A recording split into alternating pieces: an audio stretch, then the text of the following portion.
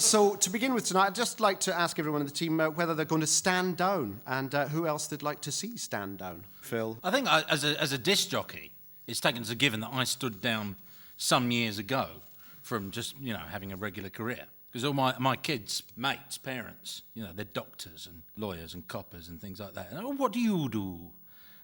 Well, if you email me, I'll play you a Ruts B-side. I'm basically a jukebox with an appetite. Do you not consider that a serious position, then? No, it's not, is it, really? I am just a big old hungry iPod. Who's eaten 10,000 songs. Clive, are you still standing? It's odd, isn't it? You don't stand down, you stand up, or you sit down. But in politics, they stand down. They lie even about their position. John? There's all this call for Tony Blair to stand down, but in a sense, he's already gone.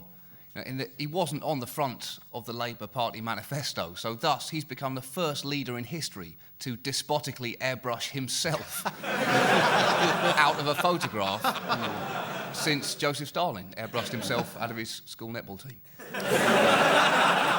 He was never in that team. I think Tony Blair's view was that the electorate should have stood down. Well, they kind of did. Most of them did.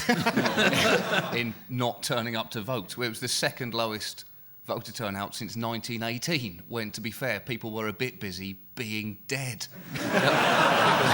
Labour didn't do very well. The Tories really didn't take off. The Lib Dems didn't have a breakthrough. So they all really, by the end, lost. Yeah.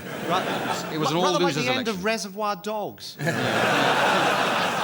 But the other interesting thing from the last few days is that Blair's authority has disappeared. His cabinet reshuffle was mostly people saying, "Back off. I'm not going." He brings back people. People resigned from the Labour government. In the old days, John Profuna resigned and he went into charity work for the rest of his life. Rather nobody. Now, they don't so much resign, they go and sit on the naughty step for a couple of weeks. I'd love to have actually heard, the correspondent and Andrew Marr going, and in there in number 10, they are having the reshuffle, and you hear a piano playing, and then it suddenly stops. Well, Jeff Hoon storms out of number 10 looking very, very disappointed. Yeah. But in order to sort of accommodate all his ministers' whims, because they refused to do what he asked them, because he's the cabinet's gimp now, Tony Blair.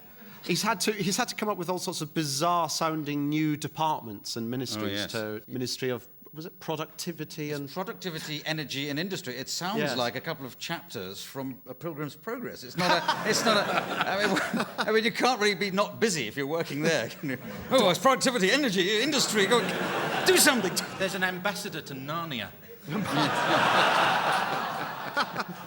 Chancellor of the Duchy of Duke Street. Minister for Tough Love.